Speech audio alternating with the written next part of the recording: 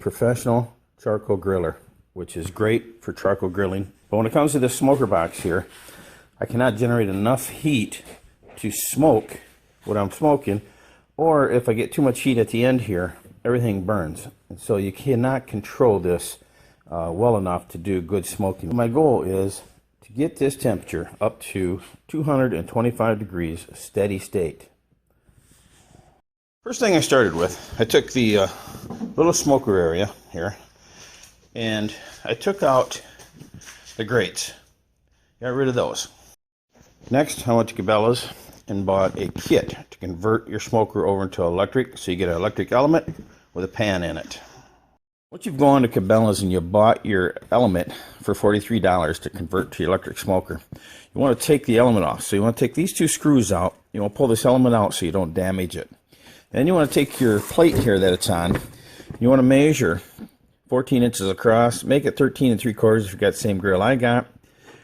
Bend those with a vise and at 90 degrees, and that will fit right into your grill there. The other thing I do, keep your box, and you can take and put everything back in your box. It will sit in there great. So here I've taken my box, I put my pan back in it with my element.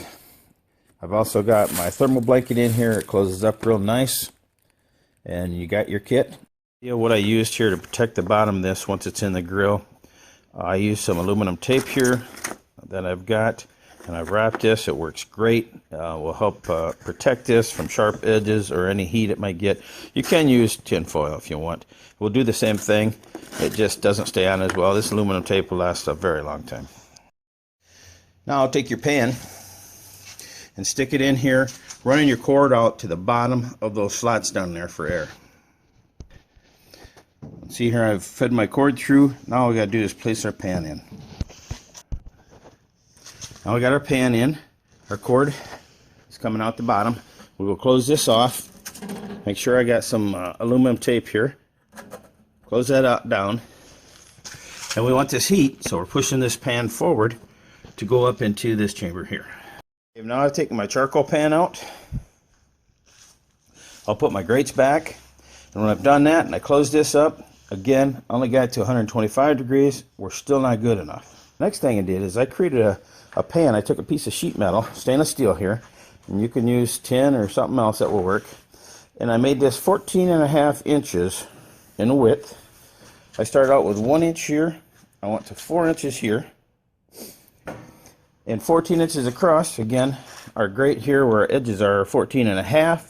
So I figured it would sit on there, but not taking into account enough of this radius here, I've had to bend this in the middle just a little bit so I could get it in there.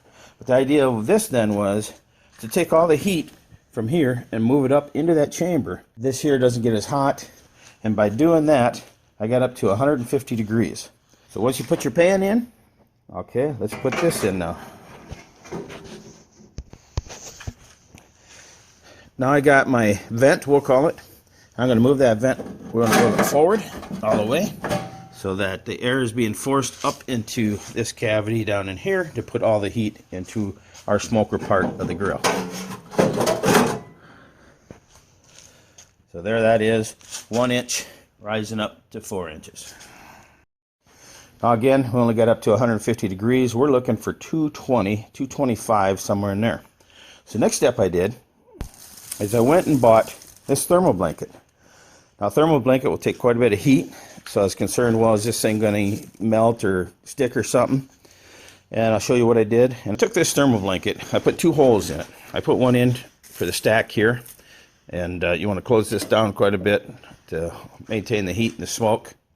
The other thing is, I put a hole here, not only for the thermometer, but any heat that's generated in this, you have another hole that this heat can come out of, and just in case it got too hot. Now putting this on here, I got up to 225 degrees and maintained that temperature. So that's exactly what you want. Now if you're concerned it's going to get too hot doing this, you can also buy a rheostat.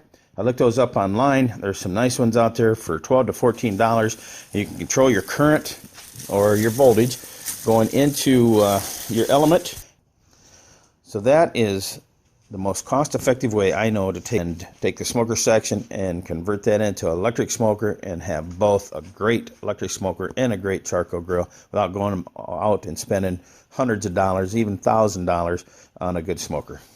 Get this dual sensor for oven and roasting thermometer, and I'll put the probes right down through here, one for the oven temperature and then one for my meat. So when I hit that 166 degrees, I know to take my meat out. If you take your thermal blanket off, unplug your electric element, and that heat will drop instantly. So $43, $64, and another $2. You know, you get 66. So really not even $80.